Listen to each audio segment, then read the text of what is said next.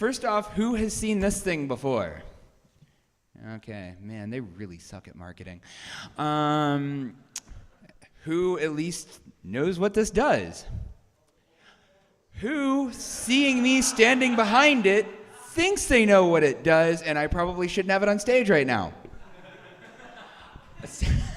So this is the Novint Falcon. It's a 3D haptic controller, so you can move the grip up and down, left and right, back and forth, and it should be controlling that ball on screen, and it's not. So give me just a... Oh, man. Okay, so there we go. There we go. Yeah, so I actually wrote the open source drivers for this, because that's what I do. I take hardware, I write open source drivers for it, and then I do really, really silly things with it. So yeah, this can move up and down, left and right, back and forth. And it actually pushes back on each of the 3 axes. So you can have up to 2 pounds of force per axis. So basically it's for, like, say you're playing like Half-Life 2 and you shoot, the gun will actually kick back in your hand. Or if you're like holding the gravity gun, you can actually feel the weight of things. So this actually allows you to feel textures on your computer, and it's also really fun to debug because if your math goes wrong, it can actually kick itself completely off the table. So what I did this week was decided to combine the Kinect and touch. So what we're doing is actually rendering the depth here using open frameworks. And what I can do now is actually touch myself while I'm touching myself. Yeah, would someone like to come up and touch me? Okay, it's still a little iffy, but yeah, so I am. Yeah, okay. Yeah, there we go. Oh my God. Oh wow. I feel violated now. Oh! Wow.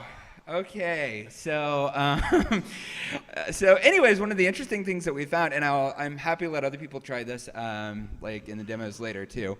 So of course, you can actually feel textures with it, but the interesting thing is, so what's being rendered by the Kinect is actually controlling this. So right now, let me pull up our big old board of fun here. Okay, so this is actually a flat surface. Kyle, if you would do the honors and tell me that feels flat. That feels flat. Okay, so, oh wow. Okay, let's see if I can actually get this flat here. Yeah, okay. You're holding it up. Okay, so back away slowly. Back away? Yeah. Okay. Whoa. Okay, so if you'll notice, the controller is actually moving and is working as a physics synthesizer. Basically, gravity is working on the controller, but I'm holding it up because it knows that it can see the cardboard on screen.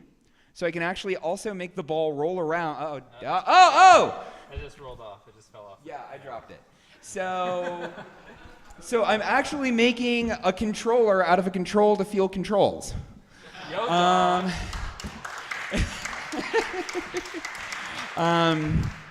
Yeah. So, you lost? Oh, there we go. Okay. Yeah. Here. All right. Yeah. So, and I can actually make the ball bounce. Oh. Yeah. So, due to the effects of gravity on the controller, because there is no gravity compensation. So, if you're touching that right now, you feel a flat surface. But due to the fact that you're feeling a flat surface, if you let go, it's going to stay there because it knows it's supposed to be rendering a flat surface against your hand. So gravity is pushing it down, but I am holding it up, even though I'm not holding it up. And that allows you, with the way that the forces are rendered, to actually roll the ball around a little bit, if I get it at the right angle. Yeah. So, yeah, there we go. So this will all be available through GitHub, and this is actually the beginning of OFX Falcon.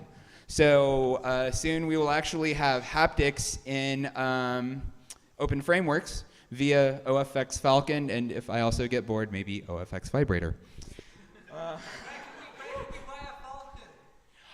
So to buy a Falcon, they say they're available on their website, which is just novint.com, Novint. They've been up and down a bunch because they actually just bought another company that makes gaming exoskeletons. Yes, I'm not kidding. They're actually going to have a sleeve that has 14 degrees of freedom and servos in it, so you can feel full shotgun level kickback into the shoulder.